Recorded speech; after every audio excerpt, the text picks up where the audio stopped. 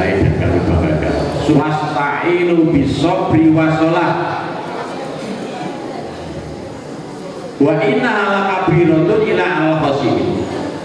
Dan minta tolong kamu kepada Allah dalam urusan sabar dan sholat, dan itu tidak akan bisa dilakukan kecuali orang-orang yang khusyuk. Di depan tadi saya nyebut ahli fikih khusyuk dalam sholat itu adalah minimal pada saat takbiratul ihram. Sekarang ahli akhlak, ulama ahli akhlak tasawuf menyebut khusyuk itu mulai takbiratul ihram sampai sah. Kamu berjuanglah selama itu kamu bisa khusyuk menjalankan sholat. Lupa kata tetangga saya, khusyuk itu lali sama barangnya. Enggak. Kalau kamu lari sama barangnya itu tidak punya kewajiban sholat. Orang gila nggak wajib sholat, orang senewan nggak wajib sholat. Kamu ternyata gila nggak wajib sholat. Kamu gak bisa mikir dulu ya wajib sholat. Bangun itu bisa ngekontrol. Suatu saat Nabi nyampaikan para sahabat, wahai sahabat, siapa di antara kalian sholatnya khusyuk, maka aku berikan satu surban dan kamu boleh pilih.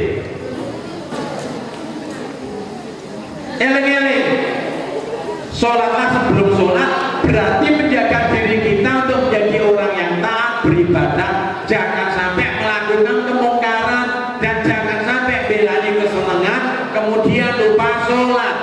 Paham? Ngerti enggak? Orang itu akan terbawa pada kebiasaan. Orang itu kalau kebiasaannya belara, sholat pun ya belara gitu. Tapi kalau biasa tertib, maka sholat dia akan tertib. Mudahnya tertib, tuanya akan tertib. Man sabah ala kulli syai'in sabballahu alaihi. Kata Nabi, siapa yang biasakan mudahnya itu tertib, maka tuanya akan tertib. Yang membiasakan mudahnya baik, tuanya akan baik. Yang membiasakan dirinya baik di luar sholat, maka pada saat sholat juga baik. Maka sekarang hadirkan prinsip sholatlah sebelum sholat. Maka sholat itu menjadi luar biasa karena kita menghayati, memaknai sholat dalam kehidupan kita. Yang kedua, sholatlah pada waktu sholat. Takbir sampai salam, kamu harus khusyuk, kamu harus tumanina. Pahami doa-doa sholat, kamu kuasai, kamu hafal, kamu tahu artinya, kamu tahu maknanya. Coba yang guyu sini gue guys, ini perkara penting. Agar sholat kamu khusyuk, kamu harus ngerti arti doa-doa sholat. Ketika kamu baca doa dalam bahasa Arab, maka kamu hayati dalam bahasa Indonesia, kamu maknai itu boleh. Tapi bukan doa sholat kamu ganti dalam bahasa Indonesia, haram. Gak usah punya pikiran aku sholat dalam bahasa Indonesia biar keren gitu kan, bikin TikTok sholat bahasa Indonesia. Itu karena ilmunya tidak cukup. Apa yang dicontoh pada Nabi waktu sholat adalah bacaannya dan juga gerakannya dua. Yang ketiga adalah khusyuknya. Kamu pernah dengar ada para sahabat yang dipanah ketika sholat? Lagi sholat subuh dipanah, kemudian sahabat ini minta agar panahnya dicabut kembali ketika waktu sholat. Karena para sahabat ketika sholat itu menikmati betul gitu. Nggak kayak kita lagi sholat aja kaget. Orang-orang yang ngomong kucing kalau melayu, ular kalau menculot sholatnya kan gitu kan. Padahal kalau kita sholat kita itu benar khusyuk, maka Allah akan melindungi kita agar sholat itu bisa kita jalankan dengan sebaik-baiknya. Doanya kuasai sampai makna-maknanya, gerakannya kamu harus tahu, harus kamu latih. Gerakan sholat, karena gerakan sholat itu bukan gerakan sporadis asal-asalan, tapi gerakan penuh makna. Antara pikiran dan hati dengan gerakan itu menyatu, maka sholatnya itu menjadi mi'rajul mukmin. Sholat itu menjadi wahana seorang mukmin naik kepada Allah yang dalam bahasa populer namanya transenden. Sehingga sholat kita menjadi khidmat. Kalau sholat kita itu benar, sholat kita khusyuk, sholat kita khidmat, maka kemudian kita akan bisa menjaga sholat kita setelah sholat. Sholatlah setelah sholat, artinya apa? Inna sholata tanha anil faksya wal munkar. Sesungguhnya sholat itu mengendalikan perbuatan keji dan munkar. Perbuatan keji itu perbuatan apa? Perbuatan keji itu adalah perbuatan yang tidak lazim, tidak patut dilakukan oleh manusia. Sekolah tenanan itu lazim, sekolah terlambat lazim, sekolah diwetukan atau kerjakan gak lazim gitu kan. Sekolah sakunengke teh boros itu juga lazim. Yang lazim itu sedang-sedang saja. Jak pengajian turu itu lah betul, mau ngaji orang-orang kok turu kan gitu kan, gak patut. Enak kok ngomong aja, ngantuin apa ngaji, nah gak ngaji ya begijikan karu-karuan. Maka jangan sampai orang itu perbuatannya keji karena akhlaknya buruk dan dia rendah di mata manusia. Orang yang suka melakukan perbuatan keji, harga dirinya rendah, gak punya citra diri, gak punya harga diri. Pacaran itu masuk kategori keji. Gak patut dijamin oleh Allah punya jodoh kok malah pacaran kalau itu. Mestinya cukup bersahabat, tidak berpacaran dengan temennya. Cukup bersahabat. Kalau pacaran itu yang diburu senengnya tok, kalau bersahabat yang diburu adalah kebaikannya. Ingin sama-sama baik, itulah bersahabat. Tapi kalau pacaran ingin sama-sama senang, pokoknya happy gitu loh. Saudara sekalian yang berbahagia, mungkar, orang itu kalau sholatnya benar maka akan dibimbing oleh Allah terhindar dari perbuatan mungkar. Semua perbuatan yang dilarang Allah adalah mungkar. Mencuri, memaki, mencela, menghina, menghardik, mungkar. Merampok dan lain sebagainya, dusta, mungkar.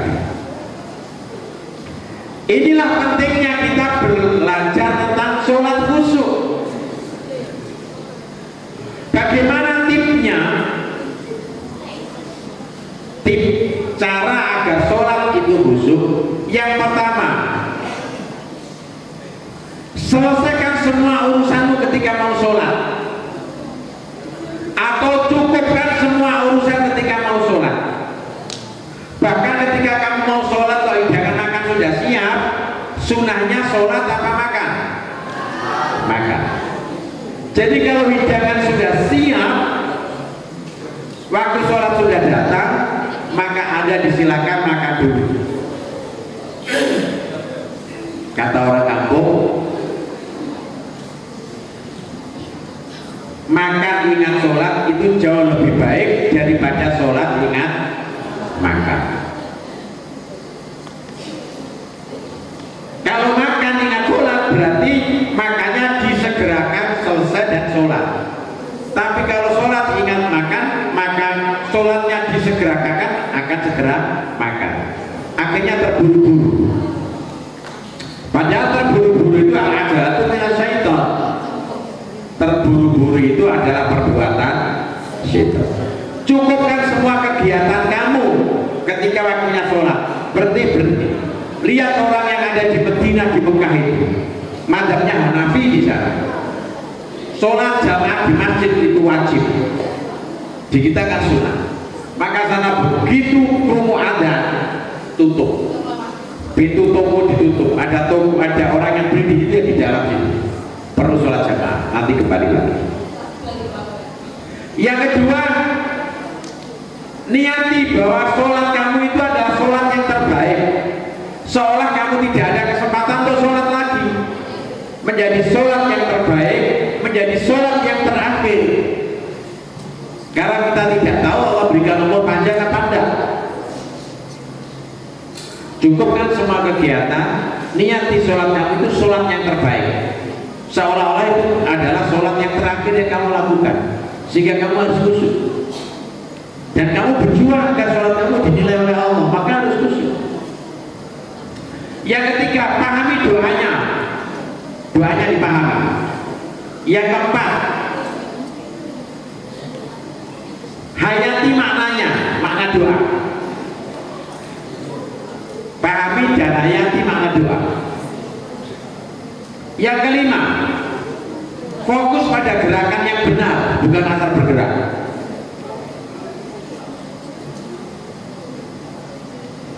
Yang ketujuh, lawan pikiranmu yang mengganggu, karena setan itu selalu datang masukkan yuwaswisu fi durinas pada pikiran dan hati kita agar sholatnya tergesa-gesa. Wah, dengaki nangbar kan bukan? Sehingga kalau sholat itu bisa apa-apa muncul, ingat semua pelajaran, bahkan uang hilang pun ketemu waktu sholat. Itu adalah gaya setan. Maka lawan. Ketika lagi sholat muncul pikiran duit kuning ini, ya sudah selesai. Jangan sampai kamu ikuti duit kuning ini, mau caranya cukup ini, tanggung ini, tanggung ini. Buyar sholat, lali gerakan dan lali doanya.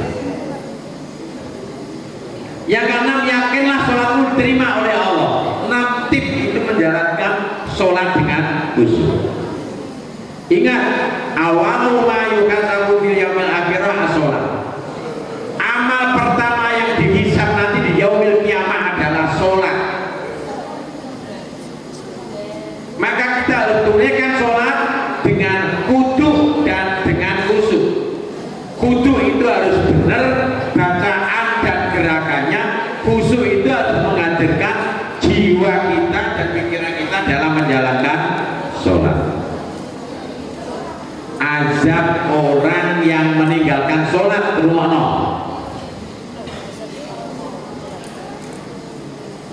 Dia akan suruh khotimah.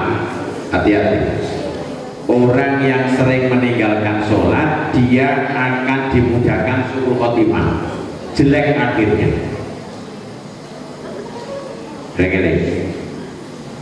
Nomor 2, dia dijauhkan dari kenikmatan Allah terhadap kebenaran. Orang yang suka meninggalkan sholat dicabut oleh Allah nikmat merasakan kebenaran yang Allah turunkan di muka bumi. Orang senang pada kebenaran, gak senang pada kebaikan. Jadi kalau kamu gak tertarik pada kebaikan, itu bagian dari azab, diantaranya karena sholat. Yang ketiga, tidak bisa menjawab pertanyaan mungkar nakir nanti, sehingga harus diazab. Yang keempat, dia akan diazab kuburnya. Yang kelima, kuburnya akan disempitkan, menyiksa dia. Yang keenam, dia akan menerima catatan amal dengan tangan kiri. Yang ketujuh, tidak bisa melintas di siratal mustaqim. Yang kedelapan, dia akan diancam di neraka. Yang kesembilan, dia akan dikutuk oleh Allah di dunia dan di akhirat. Maka jangan main-main dengan sholat, karena sholat itu adalah taruhan jiwa ragamu di hadapan Allah. Sholat itu disebut sebagai sebaik-baik bersyukur, itu adalah sholat. Maka perbanyaklah bersyukur dengan membaguskan sholat. Jaga sholat 5 waktu, jaga sholat sunat, terutama tahajud, duha dan lain sebagainya.